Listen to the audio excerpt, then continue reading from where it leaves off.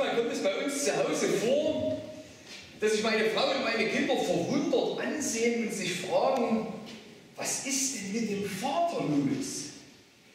Hat er irgendwie die Tür nicht getroffen und ist gegen den Türpfosten gerannt?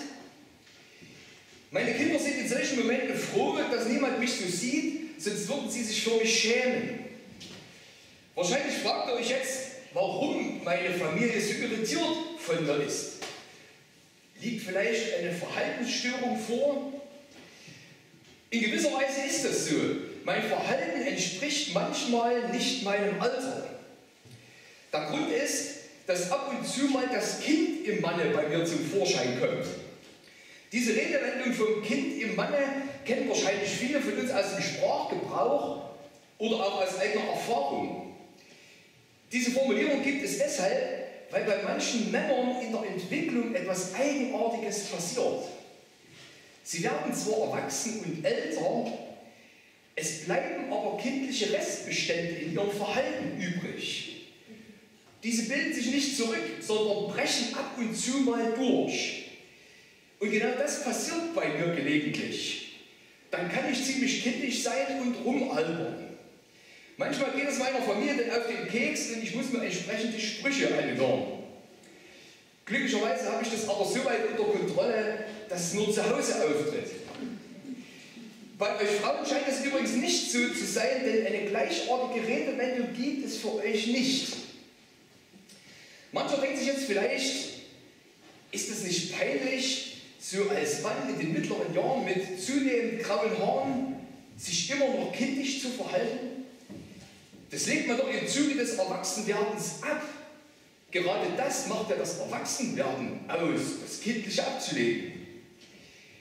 Jemand anderes ist möglicherweise der Meinung, dass es doch auch gut sein kann, sich eine Portion kindliche Unbeschwertheit zu behalten. Schließlich ist das Leben ja ernst genug und da kann etwas Ausgelassenheit nicht schaden.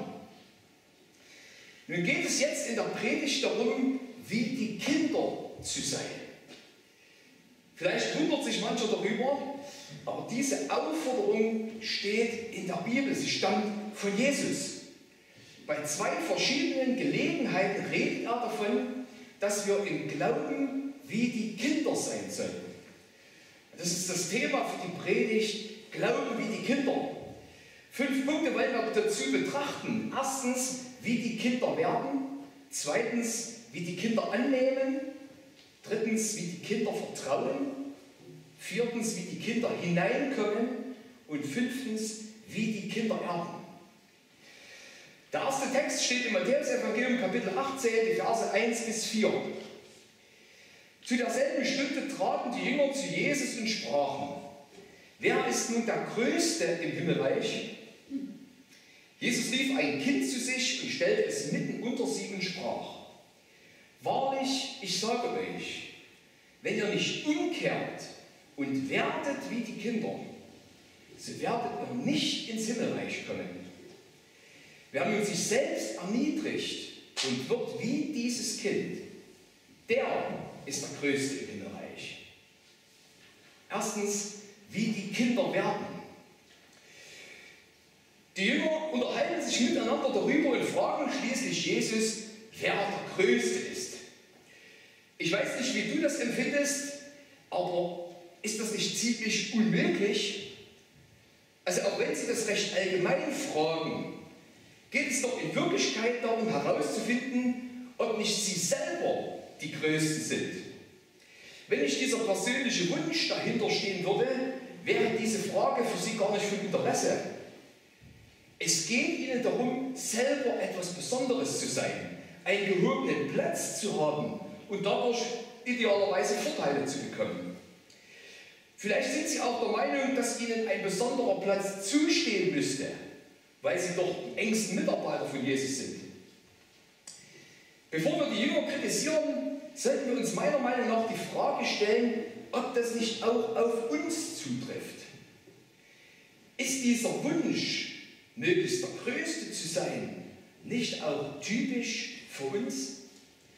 Es geht doch in dieser Welt überall darum, der Größte, Klügste, Reichste oder Schönste zu sein, Macht zu haben, Vorteile zu genießen und dadurch Ansehen und Ehre bei den Menschen zu bekommen. Haben wir diese Sehnsucht und das Streben danach nicht auch alle in uns, zumindest heimlich und verborgen? Ich weiß nicht, wie das bei dir ist, aber ich entdecke dieses Verlangen, der Größte zu sein, Ehre und Ansehen zu bekommen, leider immer mal wieder bei mir. Es tut dem eigenen Ego doch gut, eine herausgehobene Stellung zu erreichen und dadurch angesehen zu sein. Daher ist der Wunsch danach doch nur die logische Folge. Wirklich verwunderlich ist das nicht. Es kommt dabei das zum Vorschein, was der Teufel uns Menschen am Beginn der Zeit ins Ohr geflüstert hat. Selbst etwas sein zu wollen, nach oben zu kommen, der Größte zu sein und damit zu sein wie Gott.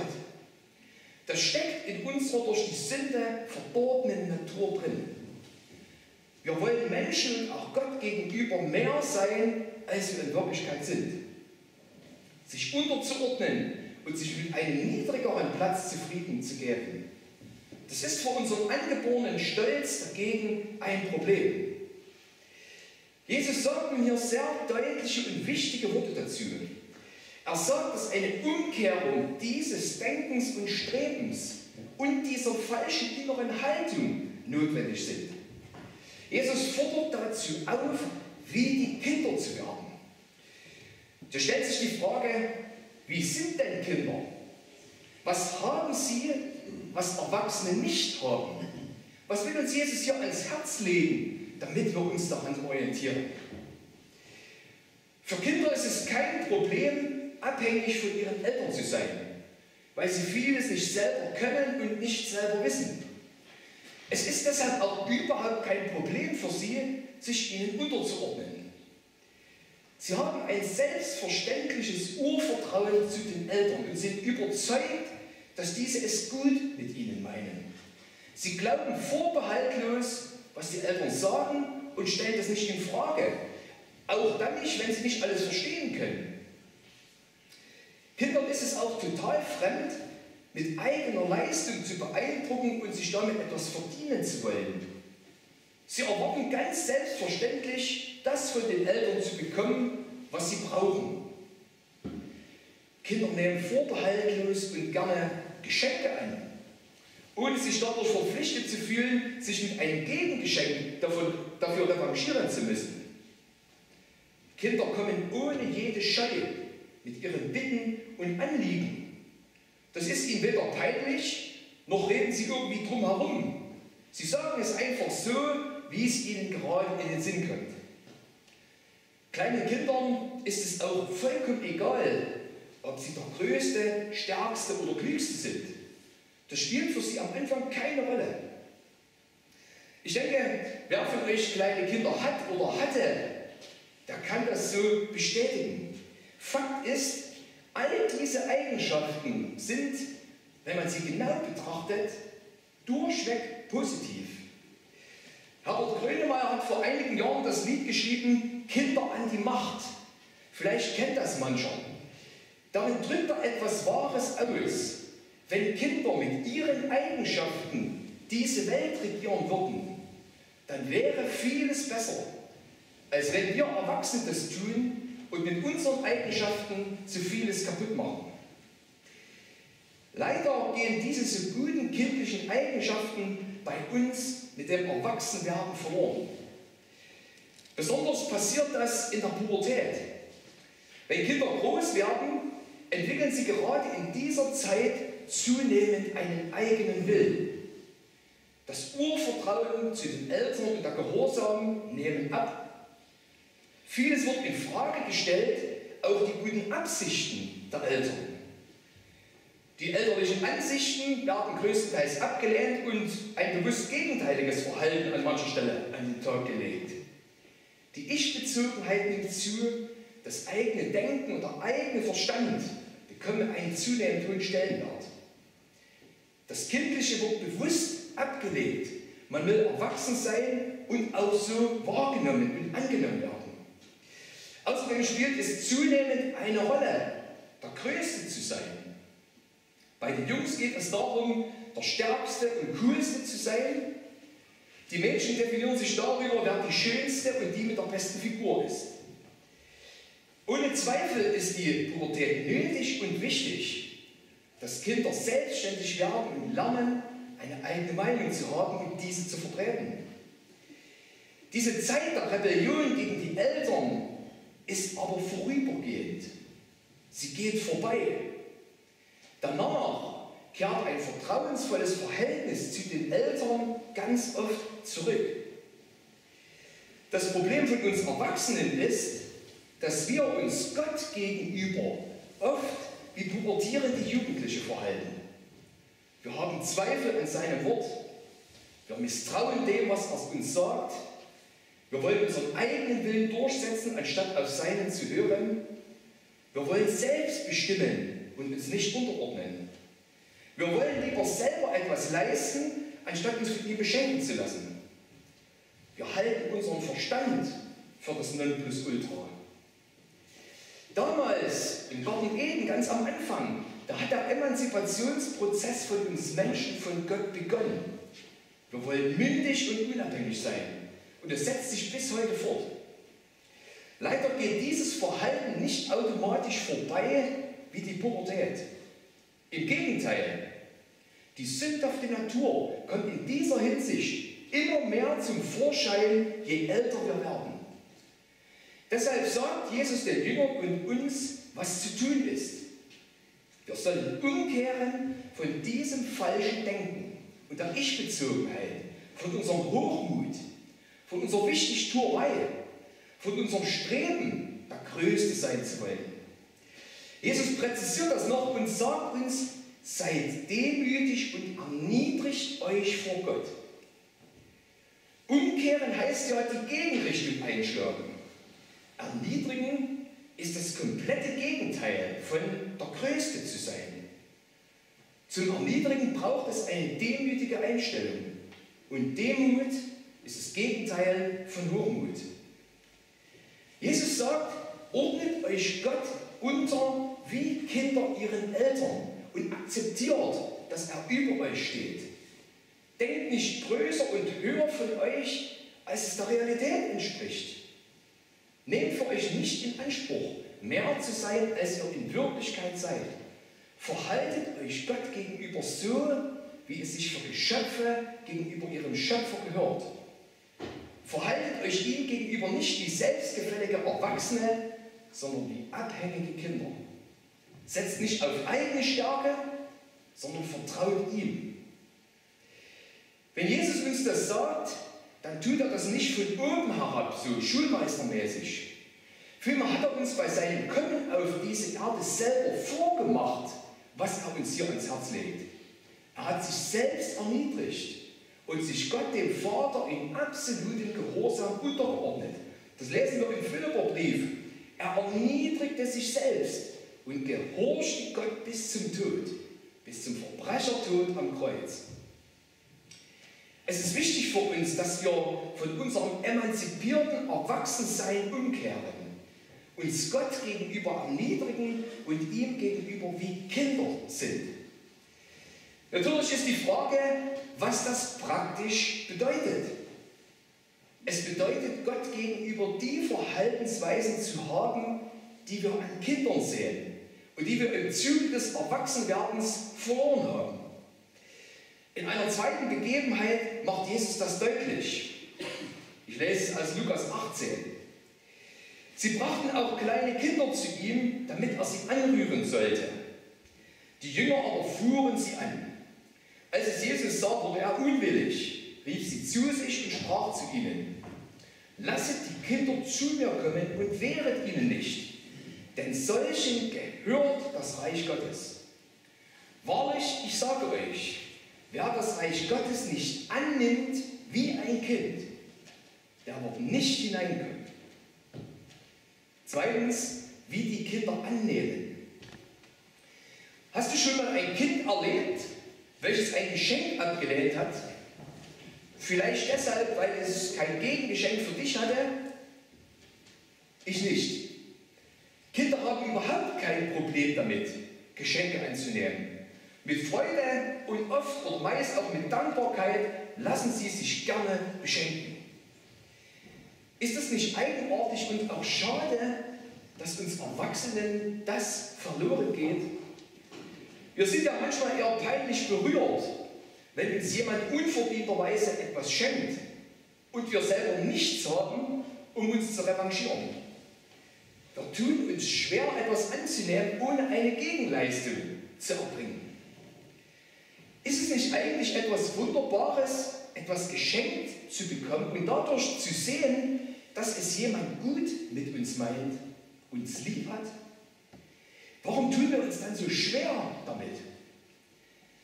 Der Grund ist das Denken nach dem Prinzip Leistung und Gegenleistung. Um etwas zu bekommen, wollen wir es verdienen. Dieses Prinzip ist in unserem Leben auch tatsächlich an vielen Stellen zu sehen. Wer auf Arbeit etwas geleistet hat und fleißig war, der bekommt Lohn, den er auch verdient, der ihm zusteht. Dieser Zusammenhang ist an sich nicht falsch, aber wenn er uns unfähig macht, uns beschenken zu lassen, dann ist es ein Problem. Und das vor allem in unserem Verhältnis zu Gott. Gott möchte uns beschenken. Er bietet uns Vergebung unserer Schuld und damit Rettung und ewiges Leben bei ihm in seinem himmlischen Reich an.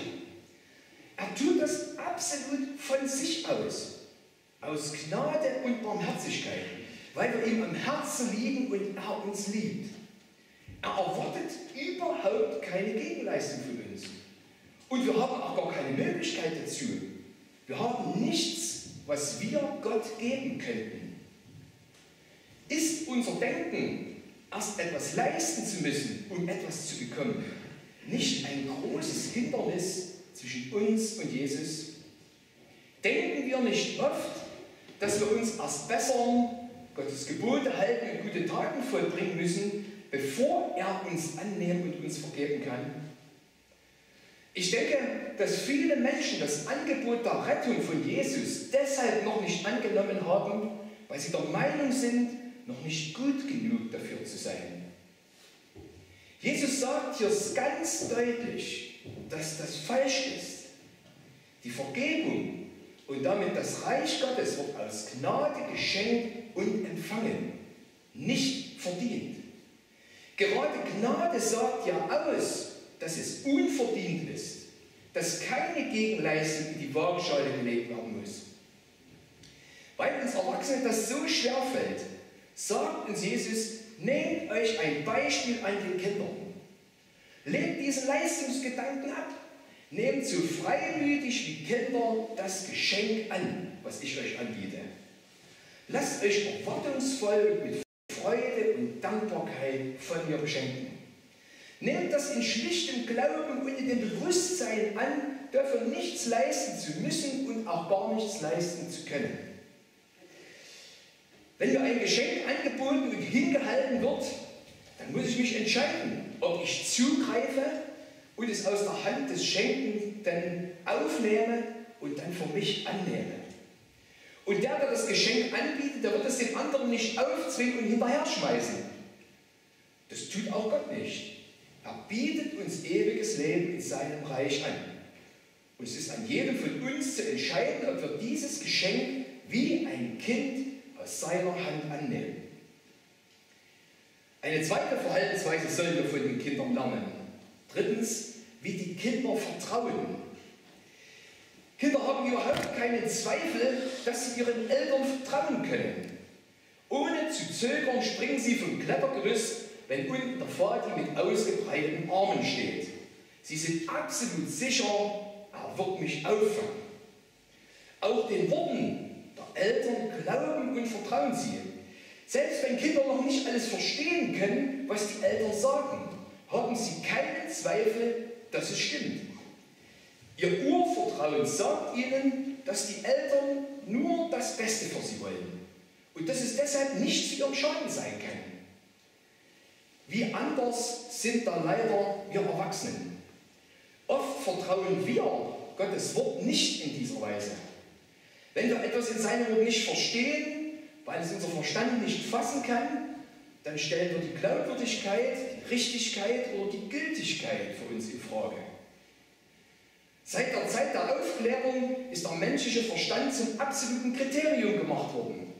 Was wir damit verstehen und erklären können, ist richtig. Was wir nicht verstehen, das muss irgendwie falsch sein.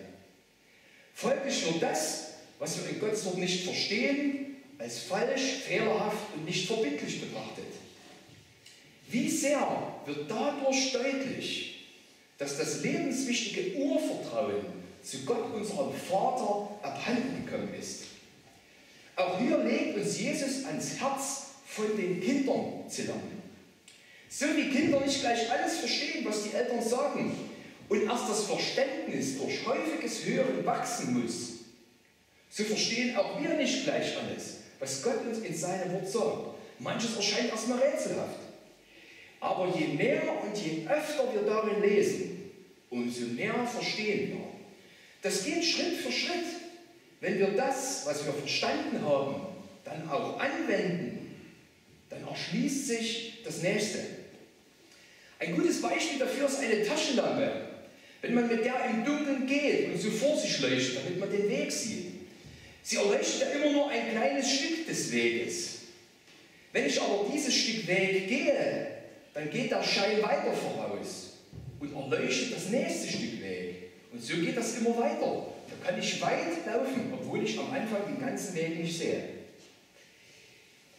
Jesus hat zu dem Umstand, dass wir Menschen uns so viel auf unseren eigenen Verstand einbilden, an anderer Stelle etwas Bemerkenswertes gesagt. Ich preise dich, Vater, Herr des Himmels und der Erde, dass du dies den Weisen und Verständigen verborgen hast und hast es Unmündigen offenbart. Jesus macht hier einen Gegensatz deutlich. Auf der einen Seite die Gelehrten, die Klugen, die Verstandesmenschen. Auf der anderen Seite die Unmündigen und Unwissenden. Und wer sind die Unmündigen, die noch nicht so viel wissen und deshalb noch keine Stimme haben, die gehört wird? Die Kinder. Ohne Zweifel ist der Verstand eine große Hilfe für uns, Zusammenhänge zu verstehen. Gerade deshalb hat Gott uns Menschen als einzige Lebewesen damit beschenkt. Der Verstand ist ja unser Alleinstellungsmerkmal. Wir sollen und dürfen ihn auch gebrauchen. Aber Jesus macht hier deutlich, dass der Verstand nicht das richtige Mittel ist, um die Wahrheit in Gottes Wort zu erkennen und zu verstehen, sondern dass es auf das kindliche Vertrauen zu seinem Wort ankommt. Dann wird er uns durch seinen Heiligen Geist sein Wort verstehbar machen. Noch deutlicher lesen wir das im 1. Korintherbrief. Ich will zunichte machen die Weisheit der Weisen und den Verstand der Verständigen will ich verwerfen. Wer sich nur auf seinen erwachsenen Verstand verlässt, der ist verlassen und versteht Gottes Wort nicht. Es braucht das kindliche Urvertrauen in die Richtigkeit von Gottes Wort. Es braucht das Wissen, dass Gott es gut mit uns meint und uns mit seinem Wort Orientierung für gelingendes Leben geben will, sodass wir das Ziel erreichen. Deshalb steht in den Sprüchen auch folgender Satz: Vertraue von ganzem Herzen auf den Herrn und verlass dich nicht auf deinen Verstand. So wird er dich recht führen. Glauben wie die Kinder heißt Vertrauen wie die Kinder. Viertens, wie die Kinder hineinkommen. Wir haben jetzt gehört, dass wir wie die Kinder werden sollen. Stellt sich die Frage, warum das so wichtig ist. Dass wir wie Kinder sein sollen, hat einen ganz entscheidenden Grund. Es hängt vom Kindsein ab, ob wir ins Himmelreich kommen. Es heißt ja in beiden Bibelworten, die ich gelesen habe, dass wir wie Kinder werden sollen. Dass wir das Reich Gottes annehmen sollen wie Kinder, weil wir sonst nicht hineinkommen. Das ist also eine Zugangsvoraussetzung in Gottes neue Welt. Nur Kinder kommen hinein. Erwachsene haben keinen Zutritt. Es hängt alles davon ab, die richtige Stellung vor Gott zu haben. Das ist die Voraussetzung dafür. Kind zu sein, das hat ja einen doppelten Sinn. Zum einen, dass wir uns Gott gegenüber so verhalten, wie es unserem Verhältnis als Geschöpfe zu unserem Schöpfer entspricht. Dass wir ihm vertrauen seinem Wort glauben und uns von ihm beschenken lassen, so wie Kinder das tun. Zum anderen hat es aber auch den Sinn, im buchstäblichen Sinn ein Kind Gottes zu sein und zu werden. Deswegen fordert Jesus uns so absolut deutlich dazu auf, vom Weg der Selbstbestimmung umzukehren, sich zu ihm zu bekehren und durch eine neue Geburt ein neues Leben von ihm zu bekommen und damit ein tatsächliches Kind Gottes zu werden. Wiedergeborene Christen sind Kinder von Gott, weil sie das ewige Leben durch den Heiligen Geist von ihm bekommen haben. So wie man durch die natürliche Geburt das Kind seiner Eltern wird, so wird man Gottes Kind durch Neugeburt durch den Heiligen Geist. Nur solchen Kindern Gottes steht die Tür in sein Reich offen. Wer nicht sein Kind ist, wird vor verschlossener Tür stehen. Deshalb ist es für uns so wichtig, wie die Kinder zu werden. Deshalb ist es auch so wichtig, uns ihm gegenüber auch wie Kinder zu verhalten und uns nicht wie eigensinnige Erwachsene zu benehmen. Dadurch, dass Jesus die Kinder entgegen dem versuchten Einschreiten der Jünger zu sich kommen lässt, wird auch deutlich, dass der Zugang zu ihm allen offen steht und möglich ist, die mit kindlichem Glauben und Vertrauen zu ihm kommen. Ich möchte dich das ganz konkret und persönlich fragen: Bist du ein Kind Gottes? Bist du bekehrt?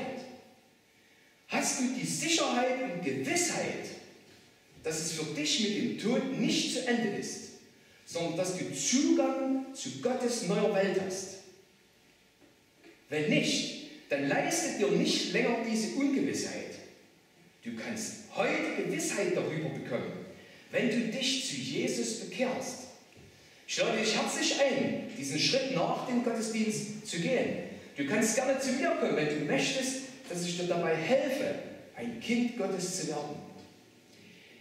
Ein Punkt ist noch offen.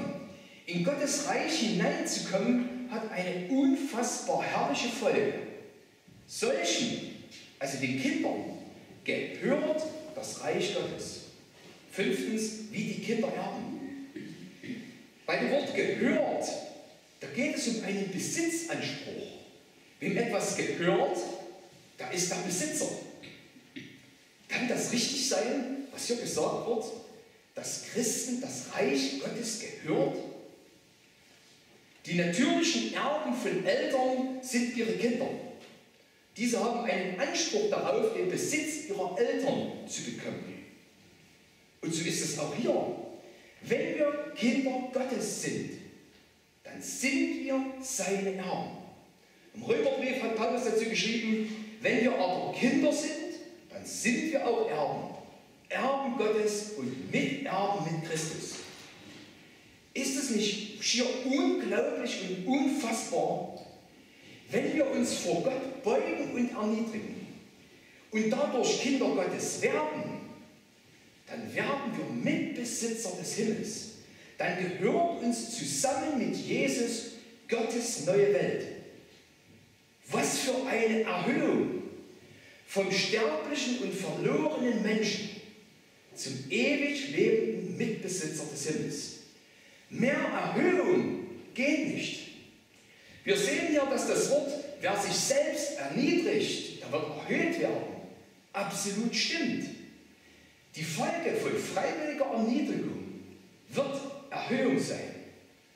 Auch bei Jesus sehen wir das. Er hat sich als Sohn Gottes und damit als Kind Gottes selbst erniedrigt. Das habe ich vorhin vorgelesen, als er in diese Welt gekommen ist. Und dann heißt es weiter im Philipperbrief: Darum hat ihn auch Gott erhöht und hat ihm den Namen gegeben, der über alle Namen ist, dass in dem Namen Jesus sich beugen sollen aller derer Knie, die im Himmel und auf Erden und unter der Erde sind, und alle Zungen bekennen sollen, dass Jesus Christus der Herr ist, zur Ehre Gottes des Vaters.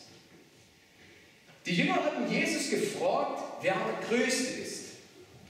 Wer könnte größer und höher sein als ein Erbe Gottes? Wenn wir Kinder Gottes sind, dann sind wir die Größten. Dann sind wir mit Jesus Erben des Himmels. Und dann geht unsere Sehnsucht, der Größte zu sein, tatsächlich in Erfüllung. Und das in viel höherem Maße, als wir es uns erträumen könnten. Zum Schluss. Wie oft bilden wir uns etwas darauf ein, besonders erwachsen, aufgeklärt und selbstbestimmt zu sein? Das mag in manchen Bereichen gut und notwendig und richtig sein. Im Hinblick auf unseren Glauben an den allmächtigen Gott ist es falsch. In dieser Hinsicht ist es richtig, wie ein Kind zu sein. Und nicht nur wie ein Kind zu sein, sondern auch tatsächlich ein wirkliches Gotteskind zu sein. Jesus ruft uns hier nicht dazu auf, kindisch zu sein oder das Kind im Manne rauszulassen. Er ruft uns dazu auf, ihm wie Kinder ihren Eltern zu glauben, zu vertrauen, offen und ehrlich mit allen Anliegen zu ihm zu kommen und uns freimütig von ihm beschenken zu lassen. Glauben wie die Kinder, das legt Jesus uns heute durch sein Wort ans Herz. Lasst uns alle miteinander das so erwachsene Denken und Verhalten Gott gegenüber ablegen. Lasst uns einen kindlichen und vom Urvertrauen geprägten Glauben haben und einüben. Lasst uns erstens wie die Kinder werden. Lasst uns zweitens wie die Kinder das Geschenk von ihm annehmen. Lasst uns drittens wie die Kinder seinem Wort vertrauen. Lasst uns viertens wie die Kinder in sein Reich hineinkommen. Und lasst uns fünftens wie die Kinder sein ewiges Reich erben.